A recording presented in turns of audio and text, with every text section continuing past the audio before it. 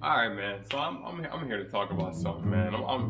Let's come on, man. Combat sports, they trick you guys, man. Y'all really think they're out here judging fights? Y'all really think they're judging fights like for real? Y'all really actually think they're? Come on, man. They trick everybody. Look, let me tell you something right now. Boxing and UFC. This is the UFC channel, but we're gonna talk about boxing today too, right? Both sports are filled with robberies, right? And I think even all sports deal with this problem where the referees can do whatever they want and nothing happens. So that tells a bigger story that people with a brain will know. But in terms of boxing and UFC, let's speak on boxing first. Boxing is a joke. Everybody already knew this. This is why you always hear boxing is a dying sport. That is said for a reason. If you do not finish a fight in boxing, I repeat, if you do not finish a fight in boxing, you might as well just put your hands up in the air. Even if you won the fight, you lost. I'm like, what the hell is going on? Get ready to get robbed. I actually decided that I was gonna watch a boxing fight for once, finally, and I watched Devin Haney versus Vasily Lomachenko, and I got to see a robbery live. A robbery live. In that fight, right, all rounds, the only thing that Devin Haney did the entirety of the fight was work the body. And even in the last round, I would say that's where he had his best round, I like to think. But I thought that Lomachenko won the fight, either 7-5 or 8-4. Simple as that. There's no reason, and everybody knows that 116 to 112 judging card was just like very, very bad. But I'm not too shocked by it because this is boxing, man. This is what happens with boxing, man. Everybody got their own promoters and you got the judges, and you know, watching a guy like Tank is fun because he's gonna just go finish the fight. There's different tactics that Tank uses, but we can talk about that for a different day. In terms of the UFC, there's robberies in UFC too, man. There's robberies in UFC too. Jared Gordon versus Paddy Pimblett, George St. Pierre versus Johnny Hendricks, and a lot more. But I wanted to touch on this and say this, right? When we talk about robbery, right? Put yourself in the shoes of a combat fighter and imagine you train for weeks, right?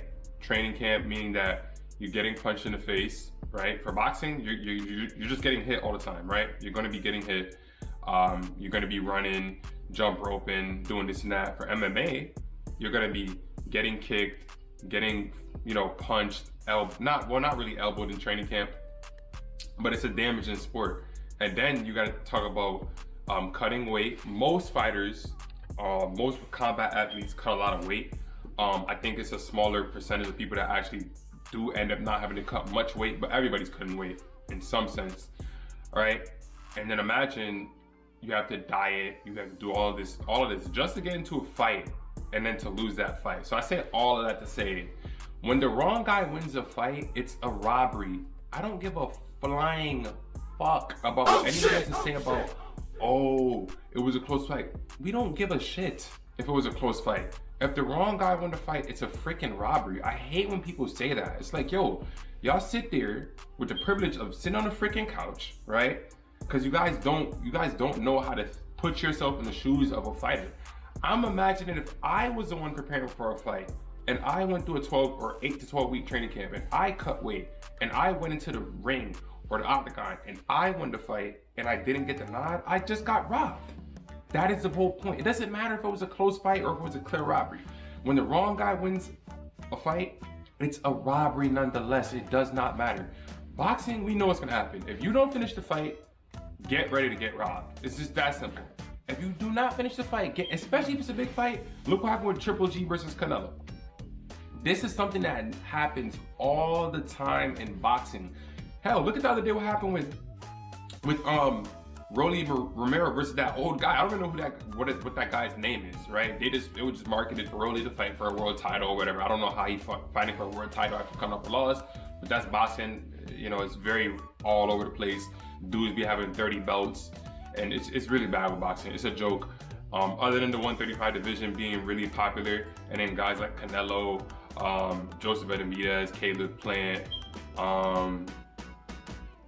Errol Spence, Terrence Crawford, like some of the main marquee names, Dimitri Bivol, some of the main marquee names in boxing that you know, I mean, they're the ones that make the sport, and outside of just those fighters that are actually really good, boxing is terrible because there's too much politics, way too much politics, and everybody's running around getting robbed. In the UFC, I would like to think there's politics involved in it too. I know a lot of times Dana's like, oh, this and that, but it's like, yo, when do the judges get penalized for these scorecards? Supposedly, the judge that scored the fight 116 in the Lomo versus Devin Haney fight, 116 to 112 in favor of Devin Haney, is the same judge that scored a round 10-10 in the same round that Tank knocked down Ryan Garcia. How the hell does that keep getting allowed? Even in the UFC, there was a judge, right, that scored what was the fight again? It was Corey Sandhagen versus, why am I not remembering his name?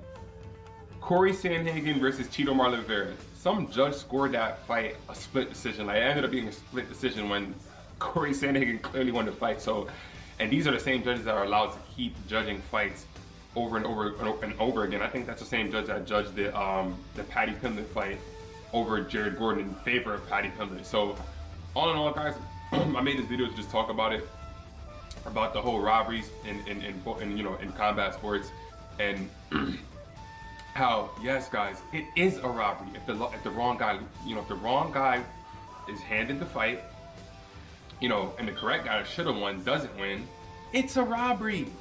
If you was in a training camp and if you got punched in the face, you would do the same thing. So it does not matter.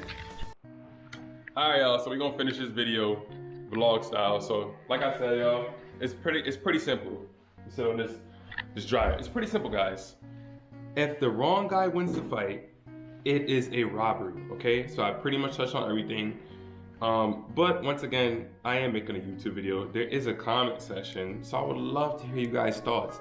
The most important thing I want to know, guys, though, what is the biggest robbery in either boxing or UFC? I'm more of a UFC guy. I know somewhat boxing. I know a lot about the UFC, but just drop it down for both sports or just either or sport.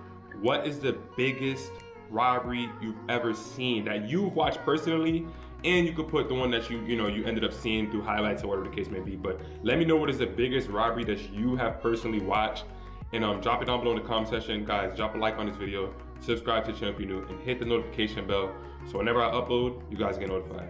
Catch y'all boys in the next one, man. Peace.